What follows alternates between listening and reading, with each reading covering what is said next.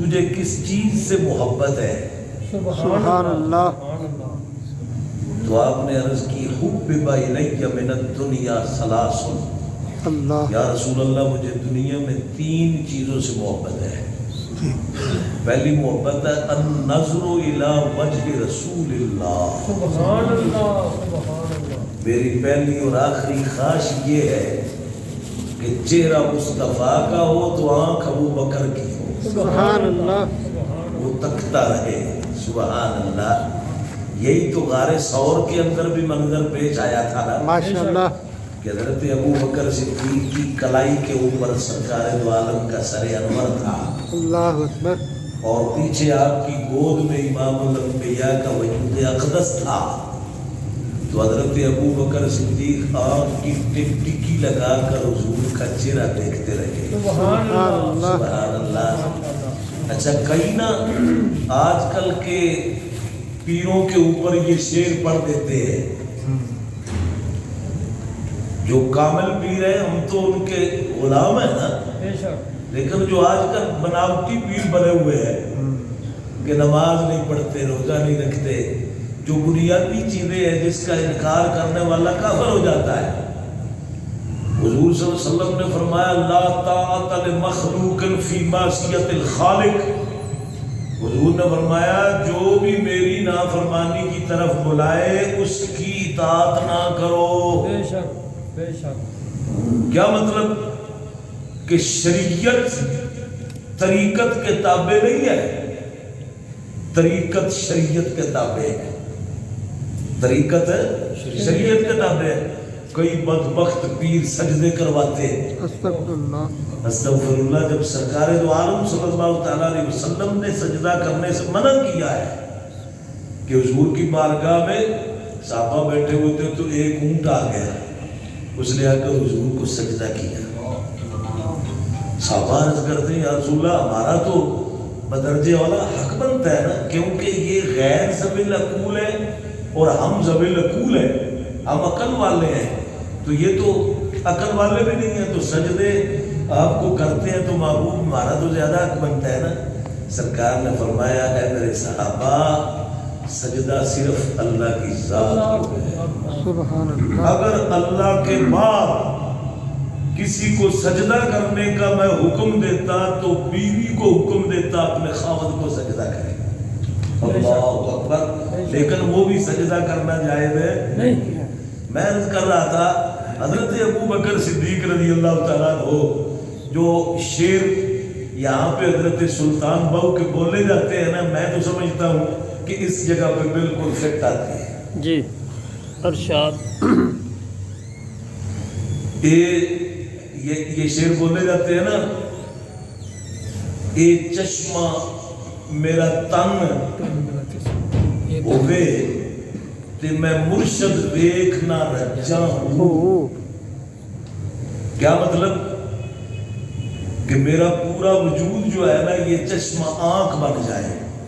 سرکار دو عالم صلی اللہ علیہ وسلم کے چہرے کی زیارت کر رہے ہیں نا، سبحان اللہ۔ کلائی کے اوپر سر رکھ کر غار ثور میں حضرت ابو بکر صدیق رضی اللہ تعالیٰ عنہ آپ کی آنکھوں کی ٹکی بجی ہوئی ہے۔ اے تن میرا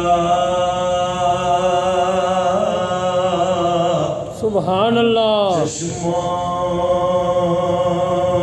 ہووے تے میں مرشد ویکھی نہ رجاں۔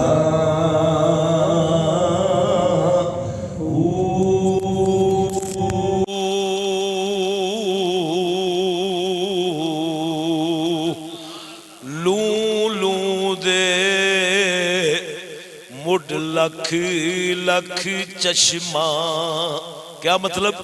کہ میرا جو ایک ایک رونگٹا ہے نا جسم کا، اس کے ساتھ لاکھ لاکھ آنکھ بن جائے۔ لوں لوں دے مڈ لکھ لکھ چشمہ تے ایک کھولا ایک کجا ہوں اتنا ڈٹھیا مینوں صبر نہ آوے تے میں ہور کتے ول بھجا ہوں مرشد دا دیدار ہے باہو تے مینوں لکھ کروڑاں حجاں یہ شعر اس جگہ پہ فٹ آتے ہیں. ابو بکر صدیق رضی اللہ تعالیٰ عنہ غار ثور میں محبوب کے چہرہ انور پہ ٹک ٹکی بندھی ہوئی ہے. یہ ہے آپ فرماتے ہیں النظر الی وجہ رسول اللہ، میری سب سے پہلی اور آخری خواہش یہ ہے کہ آنکھ ابو بکر کی ہو، چہرہ مصطفیٰ کا ہو تو تکتا رہے. وَأَنْفَالُ مَالِي عَلَى رسول اللہ، دوسری خواہش یہ ہے کہ مال ابو بکر کا ہو، قدم مصطفیٰ کے ہوں تو نچھاور کرتا رہے. سبحان اللہ. اور تیسری خواہش یہ ہے کہ بیٹی ابو بکر کی ہو، محمد مصطفیٰ کے نکاح میں آئے. یہی میری تین چاہتیں اور محبتیں ہیں. تو یہ دیکھنا اللہ نے فرمایا وَسَيُجَنَّبُهَا الْأَتْقَى، ان قریب دوزخ سے دور کر دیا جائے گا جو سب سے بڑا اتقا ہے. اتقا متقی پرہیزگار، اتقا جو سب سے بڑا اتقا ہے. سبحان اللہ. سب سے بڑا پرہیزگار ہے، سب سے بڑا متقی ہے. حضرت ابو بکر صدیق رضی اللہ تعالیٰ عنہ، آپ نے یہ واقعہ بارہا سنا ہوا ہے علماء سے. حضرت بلال حبشی امیہ بن خلف کے غلام تھے. تو آپ کا عشق تو آپ کو پتہ ہے نا کہ کتنا عشق بلالی مل جائے. سبحان اللہ. اس سے بڑھ کر اور کیا ہوگا. آپ سرکار دو عالم کے وصال کے بعد مدینہ چھوڑ کر چلے گئے تھے. جب آپ کا وصال ہونے لگا نا، یہ بڑی معتبر کتابوں میں لکھا ہوا ہے، تو آپ کی بیوی کہنے لگی کہ بڑا صدمہ، آپ تو دنیا سے جا رہے. آپ فرماتے ہیں نا صدمہ نہیں ہے، میں تو خوش ہوں، مرنے کے بعد اپنے محبوب کی بارگاہ میں پہنچ جاؤں گا. مجھے مرنے کا کوئی ڈر نہیں ہے، میں تو مرنے کو پسند کرتا ہوں. حضرت ابو بکر سے حضرت بلال حبشی رضی اللہ تعالیٰ عنہ، آپ نے کلمہ پڑھا ہوا تھا. امیہ بن خلف آپ کو مارتا تھا، جتنا وہ مارتا آپ بلند آواز کے ساتھ کلمہ پڑھتے. سبحان اللہ. تو حضرت ابو بکر صدیق رضی اللہ تعالیٰ عنہ حضور کی بارگاہ میں عرض کرتے ہیں یا رسول اللہ مجھے بلال پر بڑا ترس آتا ہے، محبوب اگر اجازت دیں تو میں اس کو خرید نہ لوں. اگر آپ اجازت دیں تو میں اس کو خرید نہ لوں. تو سرکار نے کیا فرمایا؟ فرمایا اے ابو بکر، حضرت بلال کی خریداری میں مجھے بھی شریک کر لے. در خریدن میں شوم اے انباز تو. سبحان اللہ. اس کی خریداری میں نا مجھ سے بھی پیسے لے لے. مصطفیٰ گفتش کے اے، آپ نے فرمایا مصطفیٰ کریم نے کہ اے ابو بکر، اے اچھا نصیبہ ڈھونڈنے والے. سرکار نے کیا فرمایا؟ اے اچھا نصیبہ ڈھونڈنے والے، در خریدن میں شوم انباز تو، اگر تو بلال کو خریدنا چاہتا ہے نا تو مجھے بھی شریک کر لے، مجھ سے بھی کچھ پیسے لے. سبحان اللہ. تو حضرت ابو بکر صدیق عرض کیا کرتے ہیں؟ آپ عرض کرتے ہیں محبوب بلال بھی آپ کے در کا غلام ہے، ابو بکر بھی آپ کے در کا غلام ہے، تو میں تو بلال کو خرید ہی آپ کی رضا کے لیے رہا ہوں. سبحان اللہ. آپ کی خاطر تو میں بلال کو خرید رہا ہوں. تو حضرت ابو بکر صدیق گئے، آپ نے یہ بارہا مسئلہ سنا ہوا ہے، تو آپ نے جا کر نا دیکھا تو وہ مار رہا تھا. آپ نے پہلے بھی جا کر کہا تھا اے بلال دیکھ اللہ تعالیٰ دلوں کے بھید جانتا ہے، دلوں کے بھید جانتا ہے. آپ کو شاید علم نہ ہوگا کہ ایک ہے اعلانیہ انکار کرنے والا تو دارہ اسلام سے خارج ہو جاتا ہے، اور جو دل سے مطمئن ہو اگر کوئی کافر کہے کہ میں تیری گردن اڑا دوں گا تو پھر وہ کلمہ کفر زبان سے نکل بھی جائے نا وہاں پہ نہ رہے تو وہ کافر نہیں ہوتا. اللہ اکبر. تیرے اور میرے مصطفیٰ کریم علیہ السلام آپ کے صحابہ کا یہ دور ہے، اور یہ آیت بھی نازل ہوئی وَأُكْرِهَ قَلْبُهُ مُطْمَئِنٌ بِالْإِيمَانِ وَأُكْرِهَ قَلْبُهُ مُطْمَئِنٌ بِالْإِيمَانِ. تو بات میں عرض کر رہا تھا حضرت ابو بکر صدیق انہیں جا کر سمجھاتے ہیں کہ اس طرح کیا کر، اور نہ زور زور سے احد احد کی آوازیں دیا کر، اللہ تو دلوں کے بھید بھی جانتا ہے. آپ کہتے ہیں اچھا. جب دوسری مرتبہ گئے تو وہ جتنا مارتا تھا اتنی بلند آواز سے احد احد کی آوازیں آتی. آپ نے فرمایا میں نے تجھے سمجھایا ہے تو پھر کیوں کرتا ہے؟ حضرت بلال عرض کرتے ہیں وہ جتنا مجھے مارتا ہے نا اتنا مجھے مزہ زیادہ آتا ہے. سبحان اللہ. آواز بلند ہو جاتی ہے. تو حضرت ابو بکر صدیق نے جا کر نا اس کے مالک کو کہا اوے امیہ بن خلف ظالم کیوں مارتا ہے اس کو؟ اس نے کہا تجھے اس سے اتنا پیار ہے تو اس کو خرید لے. سبحان اللہ. اس کو خرید لے.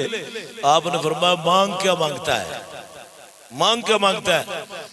اس نے کہا دو تم کیا دیتے ہو؟ آپ کے پاس ایک بڑا قد داور خوبصورت غلام تھا. تو حضرت ابو بکر صدیق نے فرمایا اس کے بدلے میں بلال کو دینا ہے. اندر سے وہ خوش ہوا لیکن وہ کہنے لگا نہیں کچھ اور بھی دو، کچھ اور بھی دو.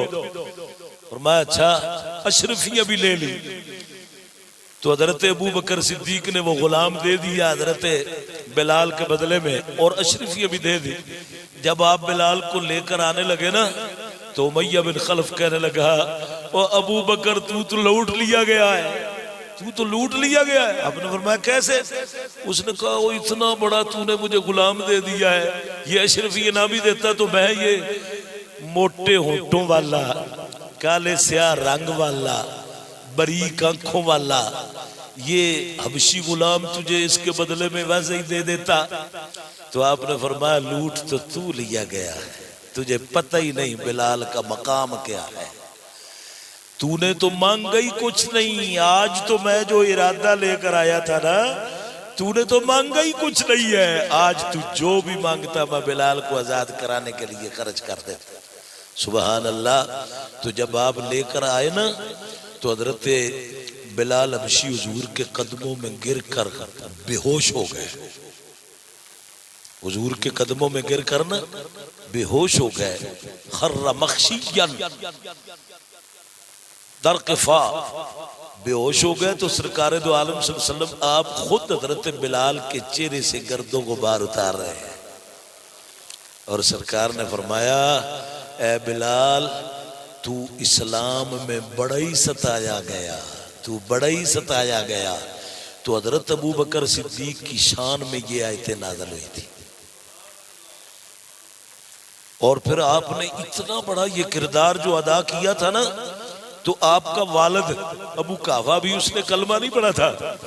تو اس نے کہا اوے ابو بکر احسان کرنا تھا تو کسی ول بندے پہ کرتا، کسی ول بندے پہ کرتا. تو اللہ نے قرآن کی آیتیں نازل فرمائی. کئی لوگ کہنے لگے یقیناً حضرت ابو بکر صدیق پر کوئی بلال کا احسان ہوگا، اس کا بدلہ چکانے کے لیے آپ نے یہ اتنا بڑا کردار ادا کیا ہے. تو اللہ نے یہ آیتیں نازل کر کے نا سبحان اللہ قیامت تک کے لیے بتا دیا. فرمایا وَسَيُجَنَّبُهَا الْأَتْقَى الذی یوتی مالہ یتزکا. ان قریب دوزخ سے بہت دور کر دیا جائے گا جو سب سے بڑا اتقا ہے، الذی یؤتی مالہ یتزکا، وہ تو اپنا مال ستھرا کرنے کے لیے اللہ کی راہ میں خرچ کرتا ہے۔ وَمَالِ أَحَدٍ عِنْدَهُ مِن نِعْمَةٍ تُجْزَى، جو لوگ کہنے لگے کہ ابو بکر پر نہ اس بلال کا کوئی نہ کوئی احسان ہوگا، اس احسان کا بدلہ چکانے کے لیے اس نے اتنا خرچ کیا ہے، اللہ نے فرمایا نا، وَمَالِ أَحَدٍ عِنْدَهُ مِن نِعْمَةٍ تُجْزَى، اللہ نے فرمایا میرے ابو بکر پر کسی کا کوئی احسان نہیں تھا، إِلَّا ابْتِغَاءَ وَجْهِ رَبِّهِ الْأَعْلَىٰ، ابو بکر تو جو کرتا ہے وہ اپنے رب کو راضی کرنے کے لیے کرتا ہے۔ پھر ذرا اندازہ کر اگلے لفظ وَلَسَوْفَ يَرْضَىٰ، اللہ نے فرمایا اللہ ابو بکر کو اتنا دے گا، ان قریب اتنا دے گا کہ ابو بکر اپنے رب پہ راضی ہو جائے گا۔ اب بتا، جو بے ایمان لوگ عمرہ حج کرنے کے لیے جاتے ہیں تو حضور کے روزے پہ نہیں جاتے، وہاں پہ ابو بکر سوئے ہوئے ہیں، وہ جن کی شان میں اللہ تعالیٰ نے یہ آیتیں نازل کی ہیں کہ جن کو قیامت کا اجر اتنا ملے گا کہ رب تعالیٰ فرماتا ہے لوگ تو اللہ کو راضی کرنے کے لیے کریں گے نا کہ اللہ مجھ پہ راضی ہو جائے، ہے بھی یقیناً ہے بھی ایسے ہی ہے کہ حضور قرآن فرماتا ہے من یصرف عنہ یومئذ فقد رحمہ وذلک الفوز المبین، فرمایا کامیاب قیامت کے دن وہ ہوگا جس پر اللہ کی رحمت ہوگی، اللہ کی رحمت کے بغیر کوئی کامیاب نہیں ہوگا۔ تو میں آپ سے پوچھتا ہوں اللہ کی رحمت جس پر ہوگی وہ کامیاب ہوگا۔ ابو بکر تیری شان کتنی بلند ہے کہ وَلَسَوْفَ يَرْضَىٰ، اللہ فرماتا ہے کہ ابو بکر کو اللہ اس کردار پر اتنا دے گا کہ ابو بکر اپنے رب پہ راضی ہو جائے گا۔ سبحان اللہ۔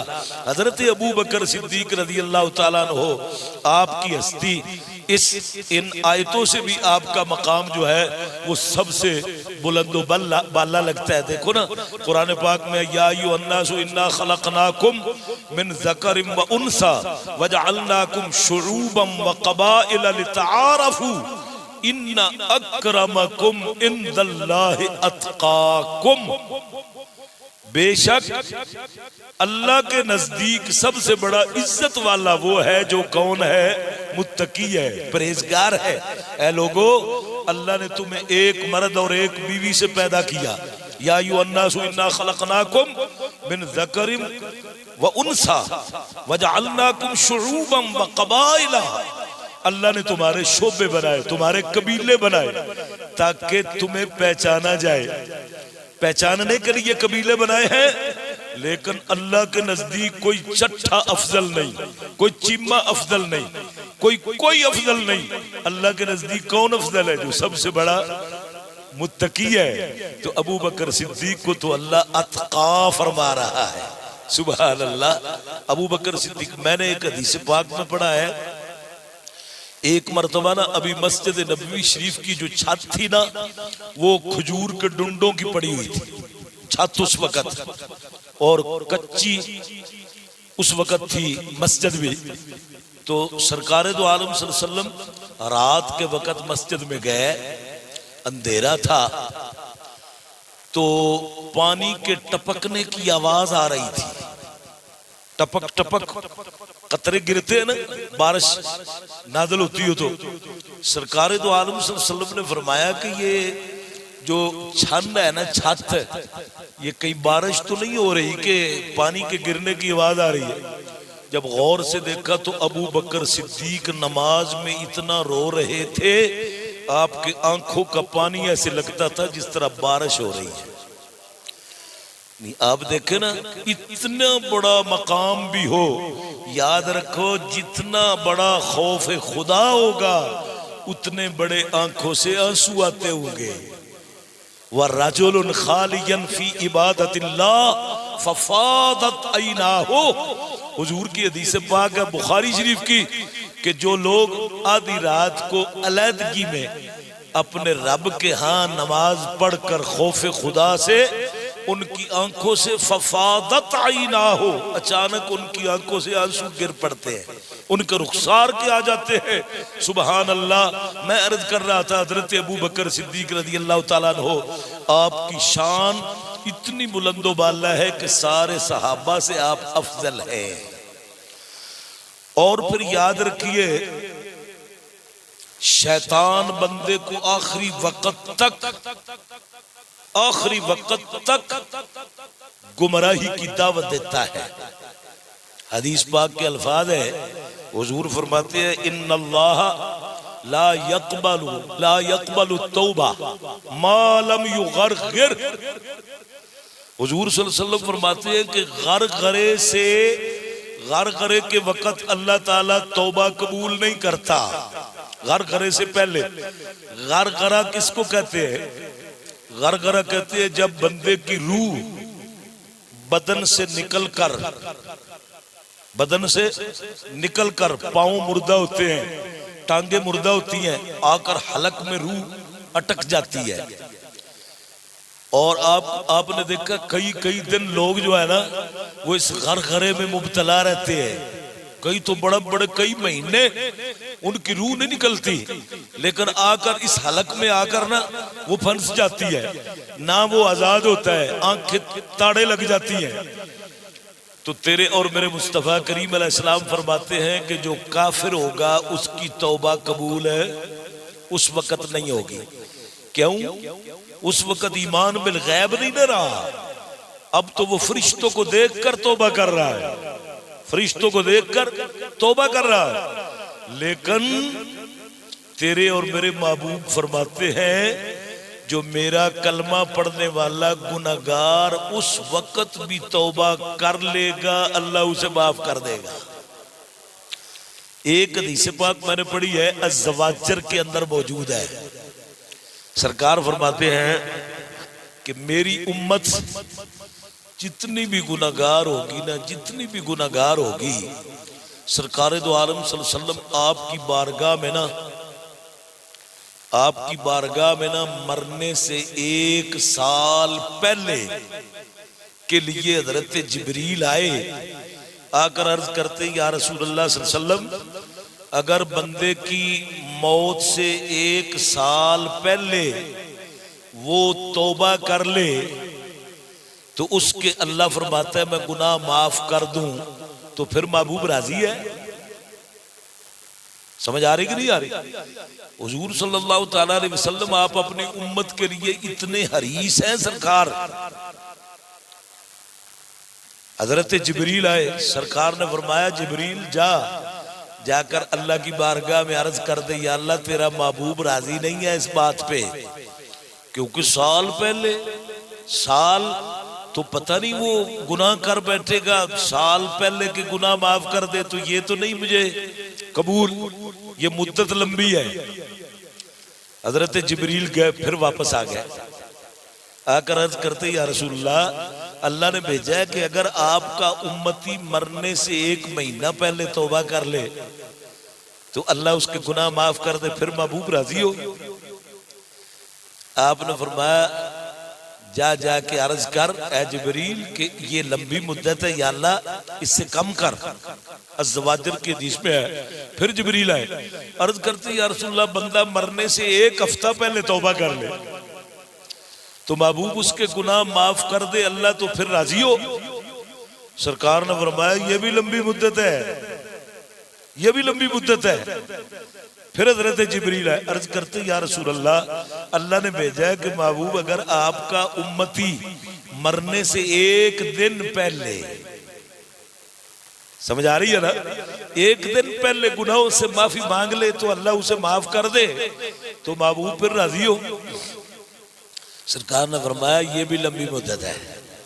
جبریل جا کے تے اللہ کی بارگاہ میں عرض کر کہ یہ تو ایک لمحے میں فرشتہ روح لے کر چلا جاتا ہے، آنکھ جھپکنے کی دیر لگتی ہے، اتنی مدت سے پہلے چلا جاتا ہے. یہ لہذا 1 دن کی بھی مدت زیادہ ہے، 1 دن کی مدت بھی زیادہ ہے.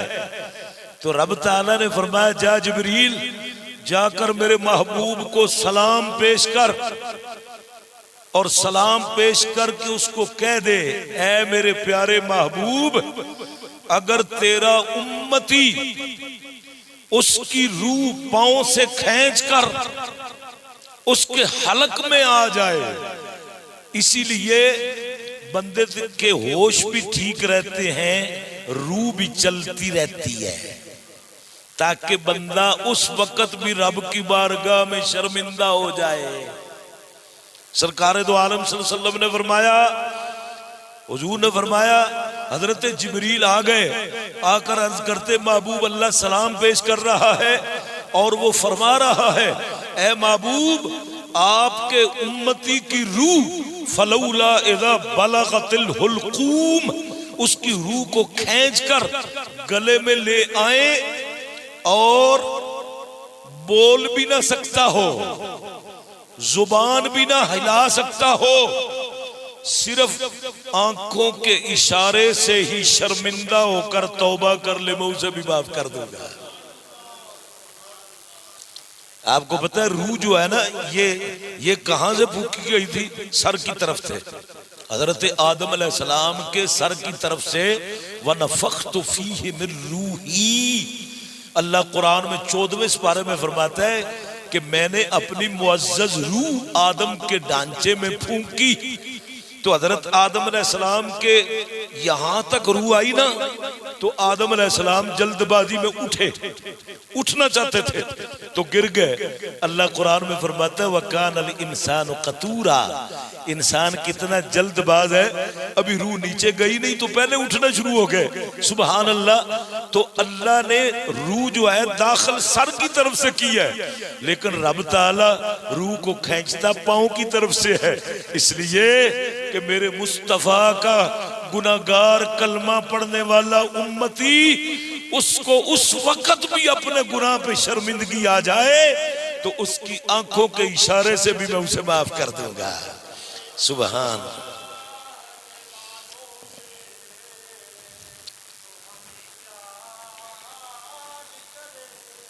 سبحان اللہ. اور آخری حدیث پاک میں عرض کر کے ختم کرتا ہوں. شیطان نے نا اللہ کی بارگاہ میں کہا یا اللہ مجھے تیری عزت کی قسم ہے, تو نے مجھے نکال تو دیا ہے نا اپنی بارگاہ سے, تو یا اللہ مجھے تیری عزت کی قسم ہے, اغوی لا ابرح اغوی ما دامت ارواحهم فی اجسادہم, یا اللہ میں اتنی دیر تک باز نہیں آؤں گا جب تک آدم کی اولاد کے جسموں میں روح رہے گی. ما دامت ارواحهم فی اجسادہم, یعنی بندے کے پیچھے میں اس کے مرنے تک روح جب تک اس کے جسم میں موجود ہو نا. اسی لیے کہتے ہیں نا کہ مرنے والے کو کلمہ کہا نہ کرو کہ پڑھ, مرنے والے کے پاس کلمہ پڑھا کرو. کیا کیا کرو؟ کلمہ پڑھا کرو, کیونکہ شیطان اس کے پاس ہوتا ہے. تو اگر تم اس کو کہو کلمہ پڑھ تو وہ انکار کر دے شیطان کے کہنے پر. تو حضور صلی اللہ تعالیٰ علیہ وسلم کی تو حدیث پاک ہے, حضور علیہ السلام فرماتے ہیں کہ بندے کی زبان پہ مرتے وقت کلمہ جاری ہو جائے واجبت لہ الجنہ, تو اس پر جنت واجب ہو جاتی ہے, اس پر جنت واجب ہو جاتی ہے. لہذا قریب المرگ بندے کے پاس کلمے کی تلقین کیا کرو, کلمہ پڑھا کرو لا الہ الا اللہ لا الہ الا اللہ, تاکہ وہ تم سے سن کر اس کی زبان پہ کلمہ جاری ہو جائے. سبحان اللہ. تو شیطان نے کیا کہا؟ یا اللہ مجھے تیری عزت کی قسم ہے, ما دامت ارواحهم فی اجسادہم, میں آخری وقت تک تیرے بندے کو گمراہی کی دعوت دیتا رہوں گا, مرنے کے وقت بھی میں باز نہیں آؤں گا. سبحان اللہ. ذرا اگلے لفظ سننا. تو اللہ تعالیٰ نے 3 قسمیں اٹھا کر فرمایا او شیطان سن لے, وعزتی وجلالی وارتفاع مکانی. اللہ نے فرمایا او شیطان بدبخت سن لے, مجھے میری عزت کی قسم ہے, مجھے میری بزرگی کی قسم ہے, مجھے میرے مرتبہ بلندی کی قسم ہے, لا ازال اغفر لهم, جو بھی مجھ سے معافی مانگے گا میں اس کے گناہ معاف کرتا ہی رہوں گا. سبحان اللہ. تو حضور کی امت کو تو اللہ تعالیٰ نے یہ بھی موقع عطا فرمایا ہے کہ اس کی روح نکل کر اس کے گلے میں آ کر لٹک جائے. تو سرکار فرماتے ہیں رب تعالیٰ نے فرمایا اے محبوب میں اگر وہ آنکھوں کے اشارے سے بھی شرمندہ ہو کر گناہوں سے سچی توبہ کر لے گا تو میں اسے بھی معاف کر دوں گا. تو یا اللہ یہ گھڑیاں تو لاکھوں کروڑوں بندوں کو بخشنے والی گھڑیاں ہیں کیونکہ تیرے محبوب کا فرمان ہے وَآخِرُ اِتْقُم مِّنَ النَّارِ. رمضان کے جو آخری عشرہ ہے وہ دوزخ سے آزادی کا عشرہ ہے. یا اللہ یہ اجرت لینے کا عشرہ ہے.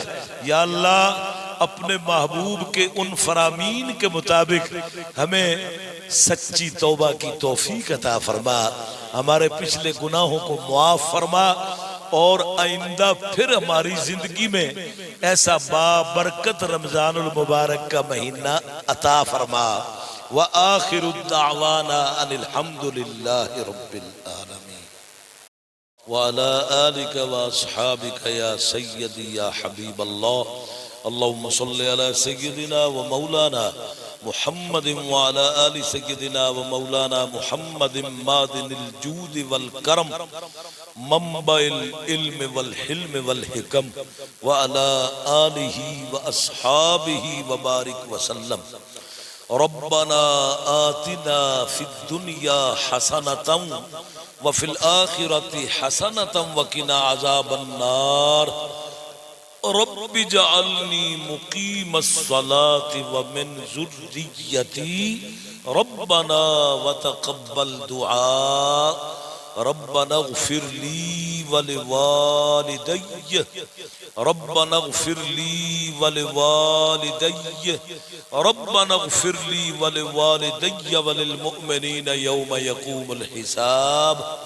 اللهم نور قلوبنا بالإيمان والإرفان والإيقان وثبت أقدامنا على مسلك أهل السنة والجماعة. صلى الله تعالى على خير خلقه سيدنا ومولانا محمد وعلى آله وصحبه أجمعين برحمته.